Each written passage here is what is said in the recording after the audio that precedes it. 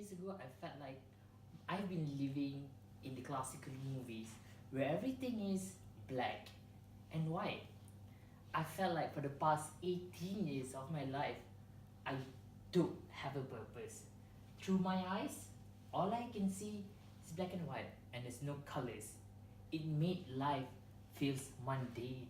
It made life feel that it is so boring. I've been living the Asian stereotype, eating straight A's, that's about it. And I felt like I've only been sleeping throughout the 18 years of my life because I don't have a purpose. Each time everyone asks me, what do you want to do? I said, I don't know. And then that's when it truly hits me that I need to do something with my life. And one day, I was given an offer to study architecture. It was a full scholarship for me to do A level. So I moved all the way from Penang to Terengganu to study A level. And then I started to study something new. I picked up art in A level. It's totally new. I was from a science school. I studied science. My parents are scientists. And everything is just so different. I struggled there because there's so much thing to learn. Art is a vast field and I know nothing about it. And there, I discovered one passion that I have beneath me. I discovered that I love painting, but in A level, painting is not the only thing that you learn. You learn about a lot of things. You learn how to draw stuffs, you learn how to blend, you learn the color palette, but I just couldn't get it because there was so much to take and there's so little time that's given to me. But I started slowly and I still remember the first thing they taught me in art school is how to draw lines. The basic single thing that they taught me in the first day is how to draw lines. And I was shocked, confused. The first thing I learned is line.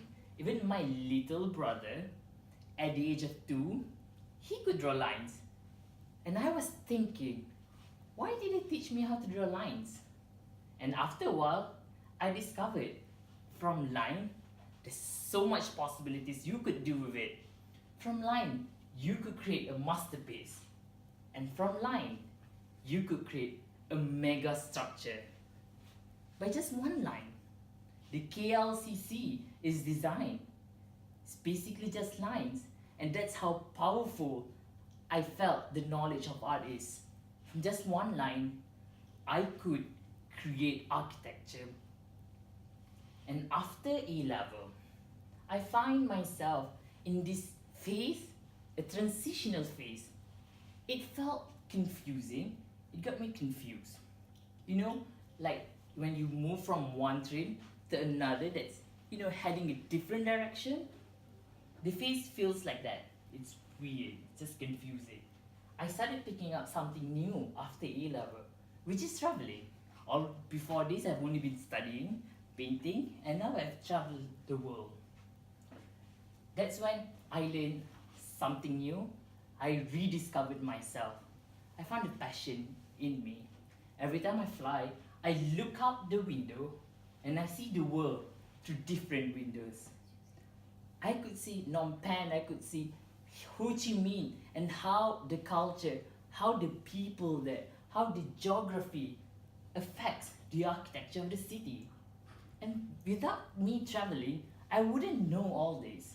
And from these two experiences, from these two passions that I've discovered within myself, I learned to look at the white light in a whole spectrum of colors. I now see the world in vibrant colors. The mundane me, the boring me, the guy who sees life as black and white is no longer there. I felt like I've discovered myself. And from there, I started looking at the world in these vibrant colors, in different color palettes that they have. I felt like I, as an architect, I should be able to discover the world. Each cities that we have in the world is a new place for me to design. It's a canvas for me, really. Basically, as an architect, The world is my playground, and I have to build a sandcastle there. And what I learned throughout these two passions is like I learned how to look at the world in the beautiful color palettes inside of the black and white, the classical movies that I've been living in. And from traveling, I have widened my horizon. I could see beyond what's in front of me. I could see the future, and the future is within my hand. It's within me to change the future. I still remember one day, I flew to Manila with my friends for a conference, and I visited this one church, an all-steel church in Manila. It's San Sebastian Basilica. It is an all-steel church. I was truly amazed by the architecture. Everything that you see here, except the glass of course, is made out of steel. And that's when when I was astounded, I felt ecstatic, and when I came back and I was given a task to design a place of worship, I told myself, I'm gonna be different.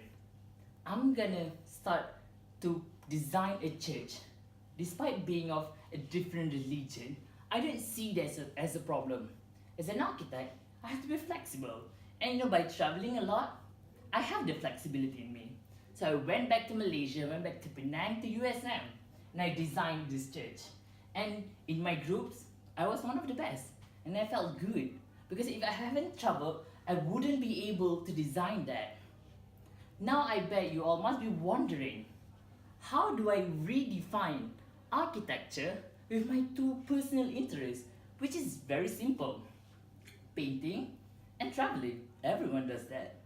Well, the analogy is this: think life as a glass of water, and my interest is a drop of ink. A drop of ink in different colors. Once it drops into the water, it creates a beautiful effect. And that's how these two interests have changed my life. It has made my life become so much more colorful. I could see the world in vibrant colors. I could see the vibrancy in my life. And I could see the vibrancy in my design. From traveling, from studying art, I have managed to make myself better. I have to make all the inputs I had from these two and put it into my design. Zaha Hadid once said, I don't think architecture is only about shelter. It's not only about enclosure. It should be able to make you think, to calm you, and to excite you. As an architect, you have to be able to produce a timeless design, a design with a wow factor. And if you have only been living in one place, how could you do that? And I still remember what Zaha Hadid do every time she starts a new project. She will paint. You know why she'll paint? Because from painting, she'll be able to learn the composition. She'll be able to understand the dynamism of the design. And from that, she could create a timeless design. A design that's relevant today and tomorrow. A design that is looked up today and tomorrow. And from traveling, as I've said before, the world is a vast canvas of painted things. And if you travel one place, you could bring your color palette here and move it to there. You, as an architect, you are the artist. And you have to be able to paint everywhere, because the canvas is all yours. And from painting, I've truly discovered the flexibility of design. And if these two combine, I could redefine architecture by designing building that is relevant today. This building that I've showed you here is designed few years back, and it is still relevant today. Because why? It's a timeless design. People don't see it as something from few centuries back, but people see it as a magnificent. And how I'm gonna redefine architecture is by using my experience in traveling and the things I've learned from art school. I could design a lot of things. There's endless possibilities. I could design a Malay house, a traditional Malay house on top of a mountain, and I could still make it relevant. I could make it a wow factor. Because what? The world is a vast canvas, like I've mentioned before. And to me, I see life as an explosion of colors.